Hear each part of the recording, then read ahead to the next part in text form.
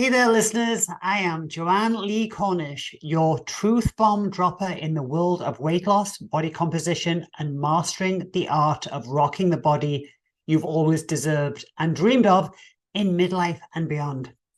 Let's cut through the noise.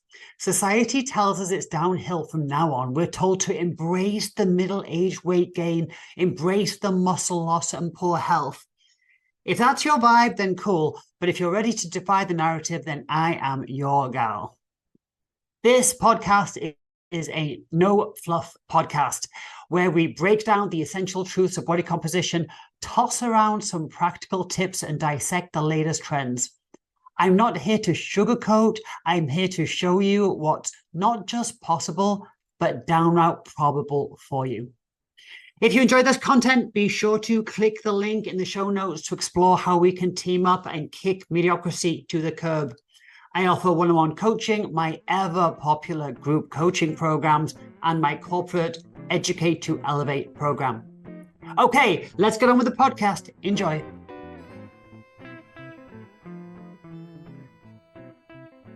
Hey guys, welcome to Midlife Mayhem. A couple of things. For one, if you're watching this on YouTube, this is a first because I'm actually doing a video. I'm getting more and more pressure to actually put myself on camera for this podcast. And that was never my intention in the first place. My intention was always to make it audio. So for one, so I can sit here in my pajamas and do this podcast. And for two, have we got enough video? Don't you just want to listen to something? But anyway, those of you on YouTube, here I am in all my glory. If you're not on YouTube and you want to see me, I don't know why, but just go to Joanne Lee Cornish and I am right there with a bunch of other stuff. Anyway, today I want to talk about the DHA to cortisol ratio. And just, you don't have to watch the video for this podcast at all. What I want to get to do in this podcast is explain how, you know how I'm all about blood work. And I'll always say the answer is in your blood work. If you've got body composition issues, the answer is always in your blood work. Yeah, just nobody tells you how to read your blood work. So I've talked about health markers, but what about body composition markers? What about, we're going to talk about the DHEA ratio, and what about looking for markers in your blood to show if you're overtraining, if you're recovering, if you're losing muscle. All right. So we're going to start with the DHEA to cortisol ratio. So let's start with the basics. What is cortisol? Cortisol is your body's main stress hormone and it is catabolic. So what do I mean by catabolic? Catabolic breaks things down and anabolic builds things up. So cortisol is absolutely catabolic. In short term, it's a good thing, but it is damaging when it is chronically elevated. To measure cortisol, you're going to start with the standard cortisol test, which will give you your 7 a.m. reading. If that's wonky, then you should go and do a bigger test where it's like a saliva test and you test it 7 times a day. Then we've got DHEA. So DHEA is anabolic. It builds things up and it repairs. It is also the precursor for your hormones, your testosterone, your estrogen, and it acts like a buffer to stress. So these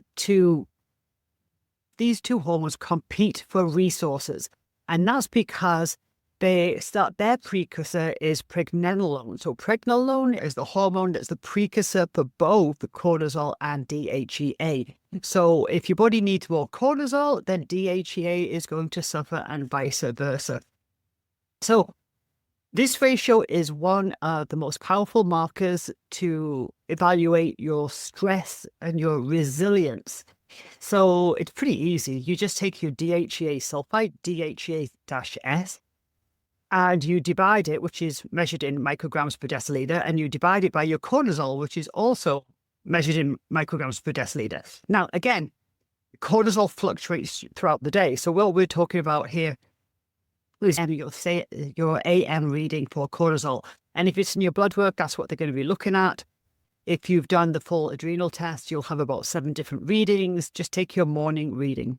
So an optimal ratio is anything that's greater than 10 to 1. So DHA divided by cortisol, we'll keep optimal ratio is greater than or equal to 10 to 1. So 10 DHA to 1 cortisol. So what this suggests is robust recovery, a hormone balance, and a high stress tolerance. It's a great sign for building muscle, burning fat, and sleeping well. So an example might be a DHEA of, I'm just throwing out the simple math, of 150, DHEA by 150, and a cortisol for 10. It's simple math, right? 150 divided by 10, that gives us a ratio of 15:1. So that's great, optimal. I probably shouldn't have used that example because I don't like a cortisol of 10, but you can see as a ratio, that's great. You get a ratio of 15:1. That's awesome. Let's use myself as a better reader than that. My DHEA is pretty high. I'm over 250 now. It even went higher than that. I actually have stopped taking my DHEA supplement because my DHEA is so high. It's off the charts. And I was taking a supplement and I was only taking 25 a day, which that's very low for somebody of my age. But my DHEA is really nice and high and my cortisol is 6. The DHEA of, let's use 200 just for the sake of it. And dividing that by a cortisol of 6, you get a ratio of 33:1. So I am pretty robust. And I've got to tell you, I am feeling pretty robust. But I haven't always been that way. So, gosh, let's say 2 years ago, when my cortisol was 19, different picture. So that is an optimal ratio of over 10:1. What about a low ratio? So a low ratio is 5:1 or lower. So an example of that might be, let's say DHEA of 90, let's say 90. That's pretty low. 19 micrograms per deciliter and a cortisol of, let's say 18. So 18 is the upper parameter on most blood work. And that's when you're going to get a ratio of 5:1. So that's indicative of stress outpacing recovery. So a ratio of 5:1 or lower is like common with overtraining, undereating, mental stress, never to be underestimated. You might feel wired but tired. If you've ever felt like that, you know exactly what I'm talking about. And that's what I felt like, maybe 2 years ago. You might be inflamed, puffy. Your body weight might be stuck, plateau, so to speak. What about complete burnout? So complete burnout, you can have a ratio of 2:1 or lower. So this would be something like a DHEA of 60 and a cortisol of 25. Oh, don't you feel sorry for that person? Cortisol of 25. So DHEA 60, cortisol of 25, 60 divided by 25 gives a ratio of, it was in my notes, 2.4:1. That's not good. Or you could use an example of DHEA of 40. Let's really get down there. Remember, this is your resilience. This is your anabolic. This is robust. And it's only at 40. And somebody like me is over 200. And see, your cortisol's 22, which is off the charts high. And you've got a ratio of 40 divided by 22, which gives you a ratio of 1.8:1. That's a very low ratio. That's burnout, that's adrenal dysfunction, that is long-term suppression. You're going to have low energy, very poor recovery, your training is not working for you, stubborn fat gain that you can't budge, sleep issues, low motivation. This is doing quite a bit of harm. So very easy calculation to do. And for you people training real hard, and you've got to be careful here. I've seen it over and over again in the competitive world where overtraining or training when you're sleep deprived, chronically low carb, a low calorie diet. I'm talking about both low carb and low calorie in the same diet, especially when coupled with overtraining, poor stress management. All of this screams the competitor, right? Add to that maybe hormonal changes, guys going through andropause, ladies going maybe your post-menopause. Add to that poor gut health. I literally have just coached this in my Type 28 program. And I think I did a very short Instagram video on it. But when you've got poor gut health, that inflammation increases cortisol. I'm going to do another podcast on that because that's with regards to the liver, and that's fascinating. But for the sake of this, we're just saying that poor gut health, leaky gut, inflamed gut, the inflammation there is going to keep cortisol high. That story is fascinating. Inadequate recovery strategies. Gosh, there's no deload, there's no detraining, there's no rest weeks, there's no variety. This is the people that are like, I haven't missed a day in 9 months. You're stupid. No, I'm sorry. The martyrism that goes on there, and I train every day of the week. Why are you doing that? Rest is key. We only grow when we sleep. But that's the no pain, no gain. I don't even know what that is. Even in my most craziest times, I never did that. And I've been pretty crazy. Okay, so that's your DHEA to cortisol ratio. I appreciate you might be listening to this while driving your car and you're like, well, just hold on to this podcast and pull up your blood work. And very easy calculation to do. And then compare it to prior blood work. Like I say, 2 years ago, I wasn't robust. I wasn't anabolic. I was in a completely different place. What else can we look at in our blood work with regards to, let's say, muscle breakdown? So muscle loss the topic is all the rage right now. And I've done podcasts on this already. And everybody's talking about it. But still, I don't think people take this as seriously as they should. I still hear, I know I should eat more protein. I'm trying to do better, but that just isn't going to do it. It's not going to do it. Muscle breakdown. And I've also spoke about how muscle breakdown. I'm sorry, I'm just hesitating because it's a sign. My camera battery just ran out. So there won't be a video on YouTube, but that to me is a sign, people, that I don't have to do this in video format. I'm going with that sign. All right, let's get back to it. If you want videos, just go to YouTube. I'm on there. I just wanted to keep this podcast audio only. Anyway, all right. Isn't that funny when that happens? So what I'm talking about is the muscle breakdown and how muscle breakdown is talked about, but not really taken as seriously. In a fasted state, however you get in that fasted state, you can lose 2 pounds of muscle in 2 weeks. And that's not coming back. And people say, I'll just get to the weight I want to be, and then I'll focus on building muscle. Like, building muscle is easy? It is not easy. You're building like a minuscule amount of muscle in a year. We cannot afford to lose muscle, and people are not taking it seriously. Oh, I'm going to try and do better with my protein, and I know I have to do better. Okay, it's not about doing what you want. It's about doing what is necessary because sorry, I'm going to rant. I don't care if you sit there and force feed yourself. You have to get enough protein in.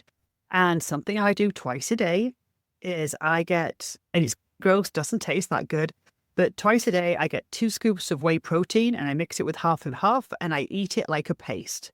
I am not a big on protein shakes. I just feel all stuffed and bloated I just don't like drinking that much fluid in a shake. I'll drink water, but I don't really like shakes per se. So I'll just mix my protein powder with a little bit of half and half, just because I put that in my coffee. And I do that twice a day. That's 100 grams of protein right there. Just doing that. Twice a day, 2 scoops of protein. Doesn't taste particularly great. Don't particularly care. That's 100 grams of protein. I just did that. What I've done in the past before is every night, a tin of tuna with mayo on it. I'd put that on. Not particularly great. I love mayo, so that's fantastic. And that was I think I was doing an extra 40 grams of protein just doing that. You can find a way. If you're just choosing not to, or I just can't do it, okay, you just won't get the result. Okay, rant over, moving.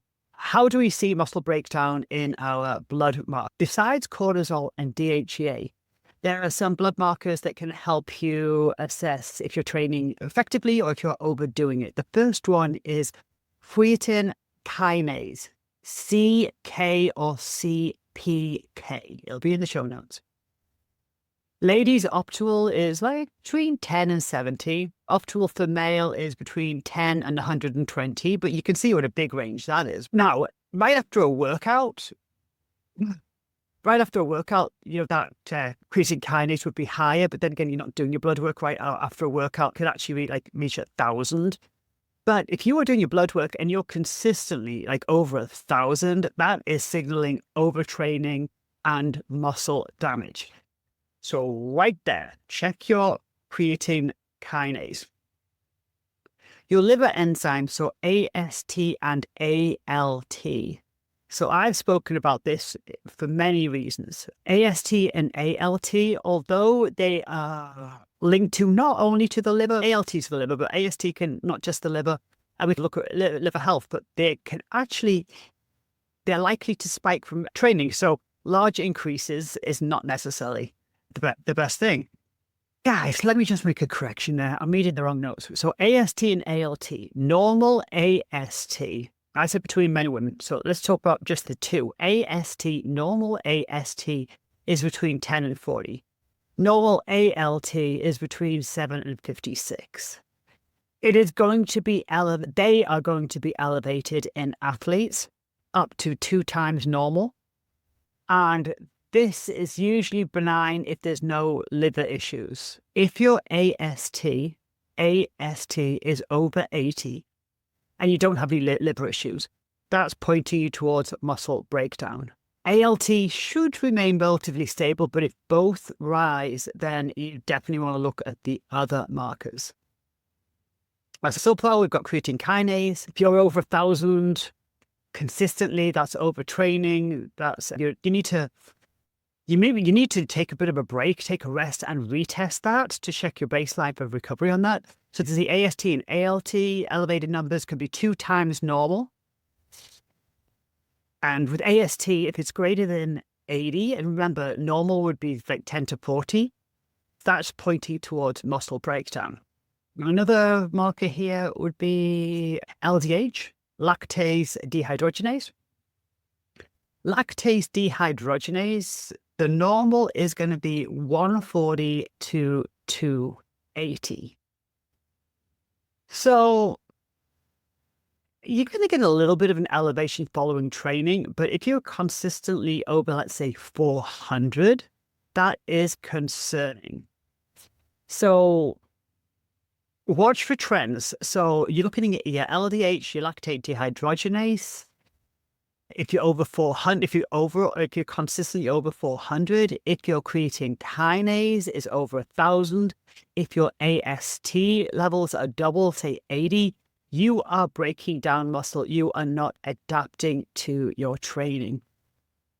We then have CRP, so C-reactive protein, a marker of inflammation. So optimal CRP is less than 1 milligram per liter. 1 to 3 is mild inflammation, and over 3 is chronic inflammation. If we're linking this to training, then what I'm talking about is, again, optimal is less than 1. That's easy to remember. C-reactive protein, CRP, ideally less than 1. 1 to 3 got mild inflammation, which is common post-training. But again, you're probably not doing your blood work right after a workout. And actually don't do your blood work right after a workout. I should probably say that. And if it's greater than 3, that's chronic inflammation. And yes, you're going to have very poor recovery with that level of inflammation. If you are at this high, if you are over 3, you need to rest and you need to reassess your training and any nutritional protocols you might be following, especially if it's severe restriction. There's another one. Oh, yes. So high creatinine and urea. So urea, that's your BUN number. You want it between 7 and 20. Creatinine is 0 to 6 to 1.3. Men can be a little higher than that. So high protein and or creatine supplementation can elevate these. Definitely this is looking at renal function, but we're looking at these in context with, we're looking at urea and creatinine with relationship to the creatine kinase and a hydration status. So if you've got an elevated creatine kinase, a CK, then definitely check your urea and creatinine levels as well. So let's go over these again. And again, it's going to be in your show notes. The primary purpose of this podcast was the DHEA and cortisol ratio because it's so simple to calculate. And I would say you do that, and if you see an issue, then you definitely look closer at the other markers. So DHEA sulfite, remember, this is anabolic, this is balance, this is stress resilience. It's a good thing. Want it high, that's great. Cortisol, this is a stress response, and in small doses, that's what it's there for. It's very concerning if I got up to 90, which was concerning, but if your cortisol's over 23, then that's very concerning. All right, so that's the ratio I was talking about. This is going to show you how well you're adapting to your training. It's going to talk about your stress load, your recovery capacity, your ability to burn muscle, because DHEA is anabolic and cortisol is actually catabolic, is breaking muscle down. If this is a concern, if this ratio comes up a little wonky, then we're going to look for CK. CK, creatine kinase. If you're over 1,000, that is a concern. You are breaking down muscle. We're going to look at your liver function, your AST and your ALT. So if your AST is, let's say, greater than 80, this is looking at muscle strain. You're not recovering well. You're not going to be building muscle, probably breaking down muscle. Your LDH, if it's over 400, so these markers are now, if you see a problem with the DHEA-to-cortisol ratio, if you see a problem with your CK number, if your AST, your liver enzyme, is elevated, now take a look at the LDH.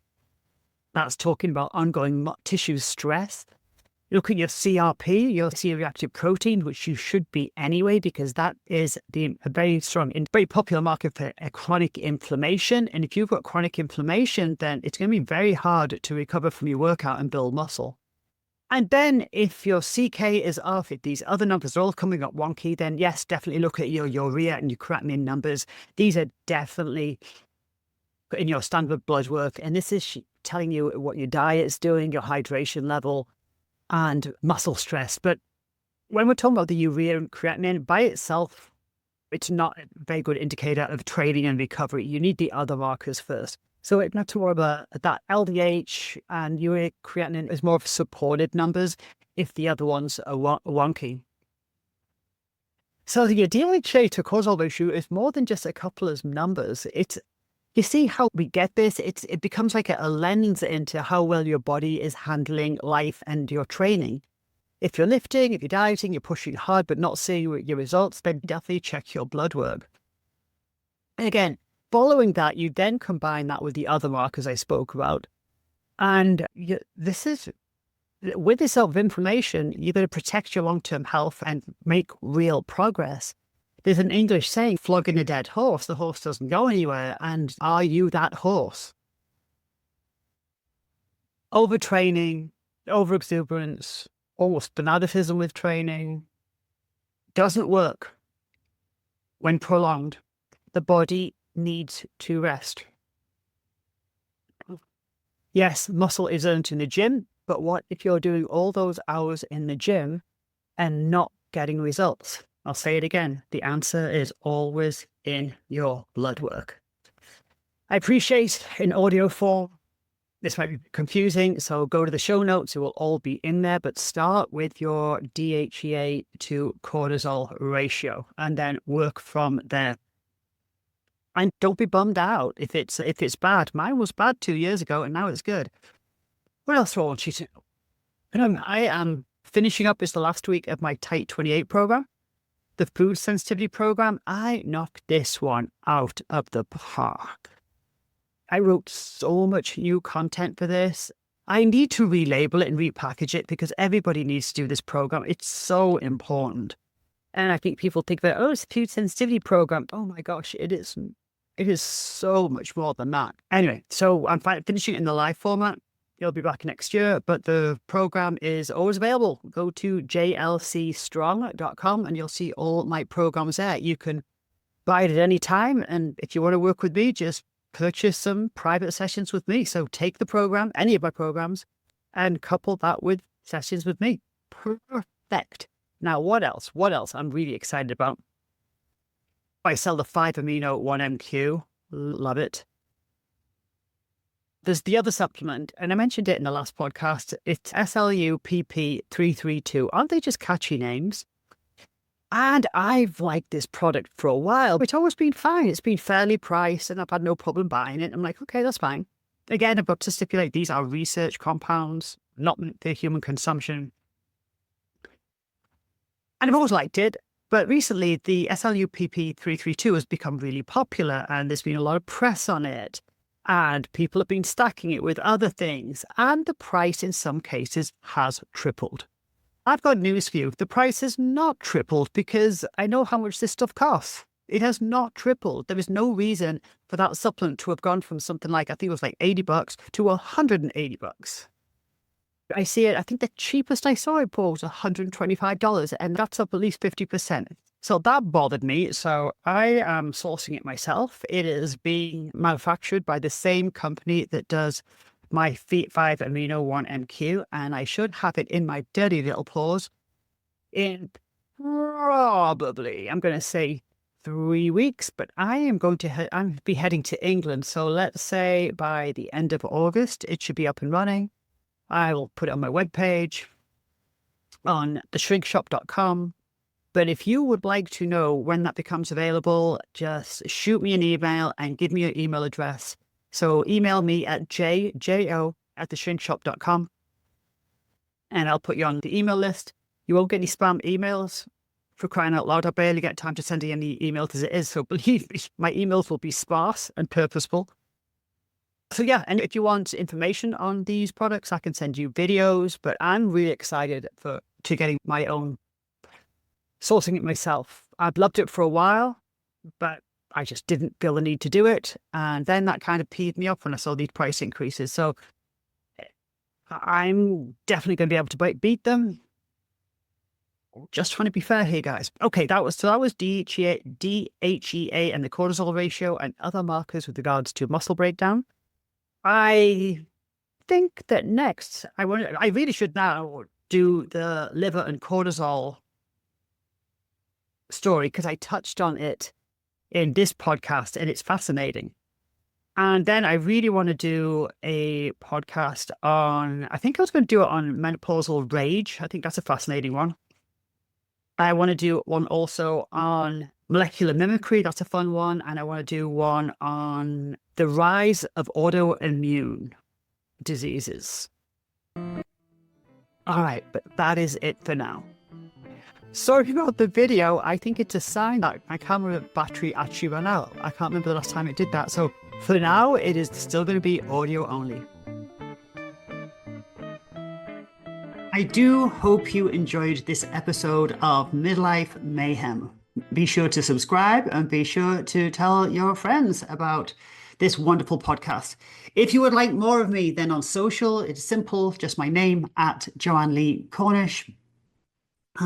Also my website, theshrinkshop.com, where you can see all my coaching programs. There are many, many ways we can work together. Obviously, I do private one-on-one coaching.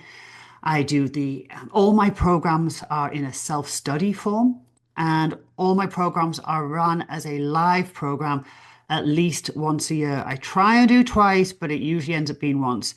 I have mindset program. I have my awesome 5-day peak week shred that people love.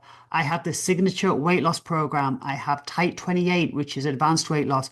I have muscle mastery, and I have mastering midlife. So 6 programs that offer a progression to fully understand body composition through the ages. If you have questions, if you're kind of wondering how I can help you, then simply shoot me an email at jo@theshrinkshop.com. Tell me what's going on and I'll get back to you and let you know the way I can help. Okay, that's it for now.